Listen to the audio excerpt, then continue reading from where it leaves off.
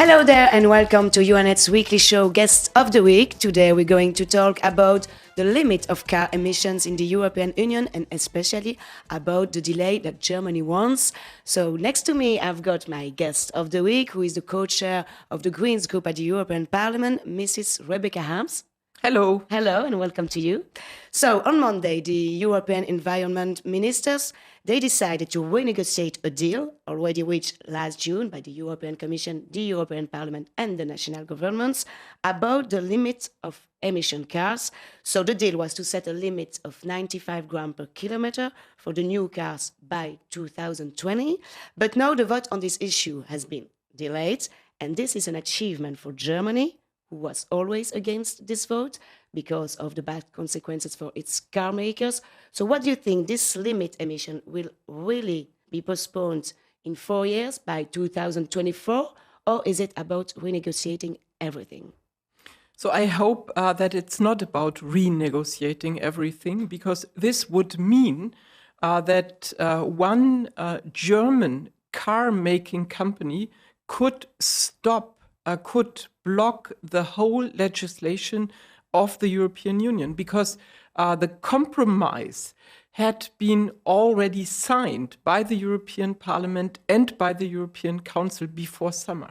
So that is a new example, a good example of how can a big EU member state block a decision like that, and so because of its own interest. Monday's decision was not only a shame for Angela Merkel because she personally intervened in the issue, it's also a shame of the European Union as such.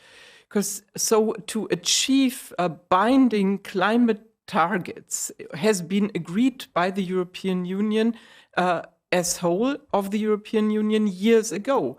And the target of 95 grams for 2020 has been agreed already in 2008, discovering now that only BMW, so one German car maker, cannot fulfill this target, has paid 60,000 euro to Mrs. Merkel's party at home last week, and now is able to block the whole process, is really a scandal. Yeah. And what is tricky as well is that the day before the summit, so the original deal should already have been endorsed during the last EU summit, but Angela Merkel, she called the Irish Prime Minister the day before. So what do you think? There was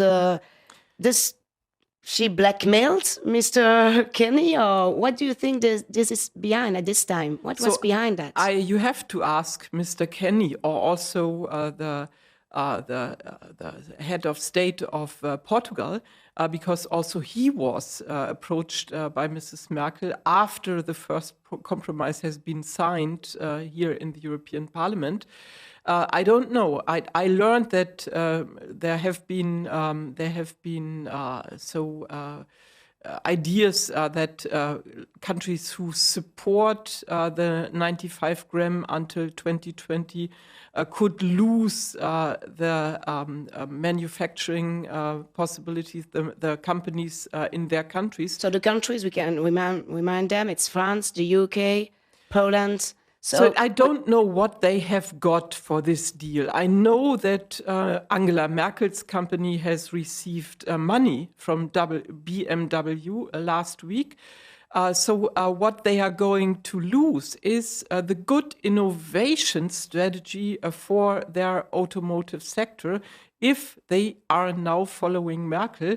And so knowing that BMW is the sponsor of the Lithuanian presidency, knowing that BMW is also sponsoring around the United Nations climate conference in Warsaw, I fear that we have to investigate what's going on. Yes, of course. And so what do you think they get in exchange, these countries? Because it's a bit, they changed their mind. It's really huge. To just not thinking about the environmental issues behind that. So I have no idea what they get. I know that they are playing with the future of this continent because climate matters.